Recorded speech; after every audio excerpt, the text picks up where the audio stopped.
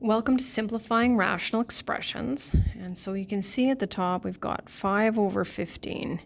And normally what we would do to simplify that is we would just divide it by 5 over 5 and then it would be 1/3. But I want to show you something because this is what we're going to have to do with our rational expressions. So we're going to break down 5 into 1 times 5. And then we'll break down 15 into 3 times 5. And so what we have is we have this 5 divided by 5, which we know is 1. And that's another way for us to get to 1/3, which we're going to have to apply when we're dealing with rational expressions. So another one here is 30 over 27. So we'll break this into 3 times 10 and 9 times 3. And we know that when we multiply, the order doesn't matter, right? So 3 divided by 3 is 1, and we're left with 10 over 9. So what's going to happen here is we're going to have these expressions, and so I just chose these. I could have written x plus 4 and x plus 4, but I just chose to use some variables, and the reason I do that is so that we're going to do some tests with them. So we know that if our numerator and denominator are the same, that will simplify to 1. So you can see my x plus y over x plus y is going to simplify to 1. And when we add, the order doesn't matter as well. So if I reverse, you can see that I've got the same numerator, but I've just reversed the denominator. That's still going to simplify to 1. And so if we put a 3 and a 4, right, and a 4 and a 3, we'll get 7 divided by 7, and we still get 1. Well, here's another example where we've got the same numerator and the same denominator. So we're going to end up with 1.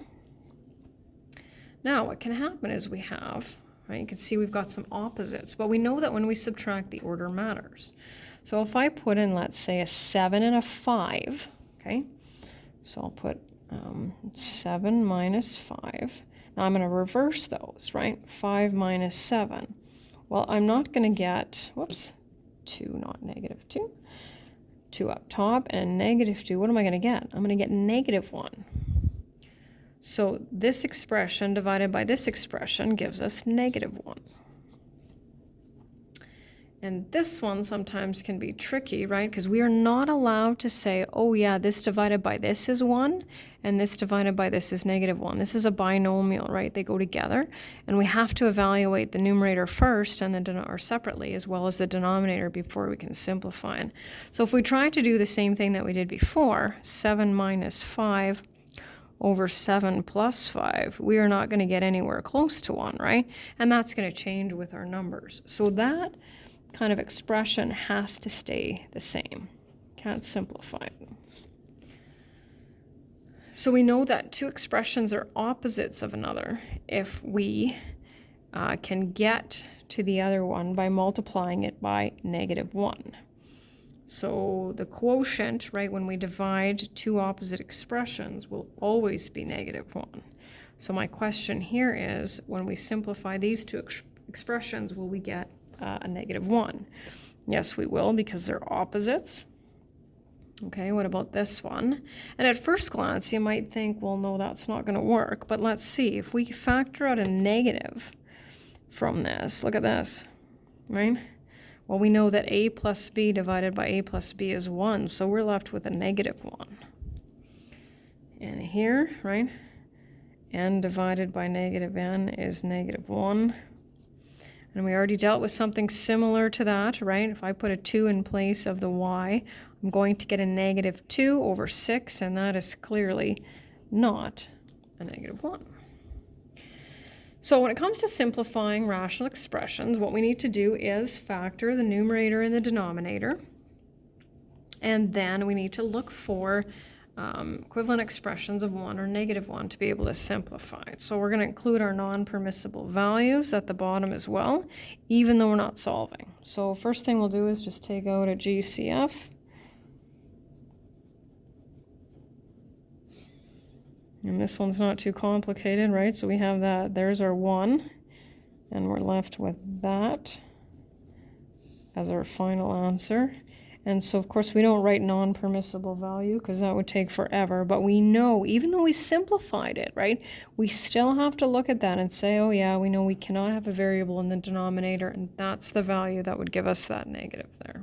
Or, sorry, that 0 in the denominator. So next one, factor the trinomial.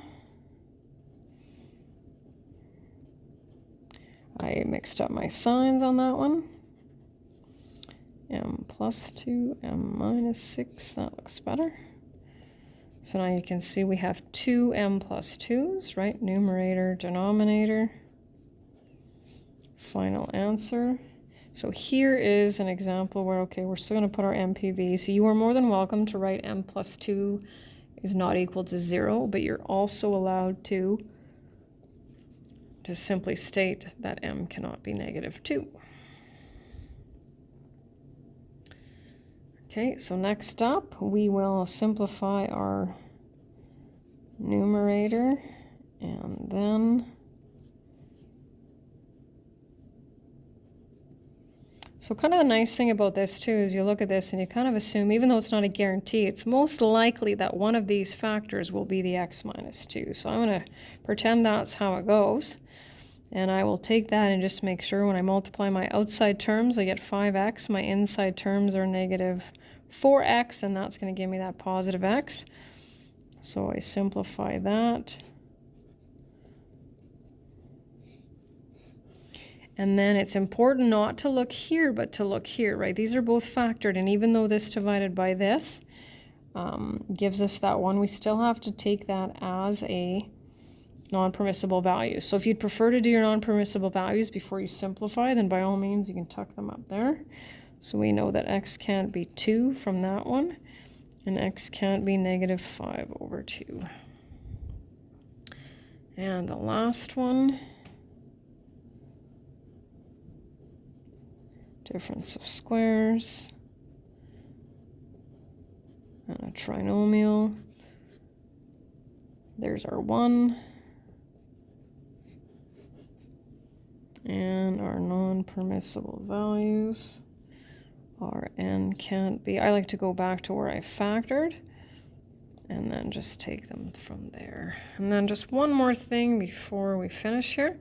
Watch out, because sometimes students like to get a little slash happy, right, where they just cancel out too many things.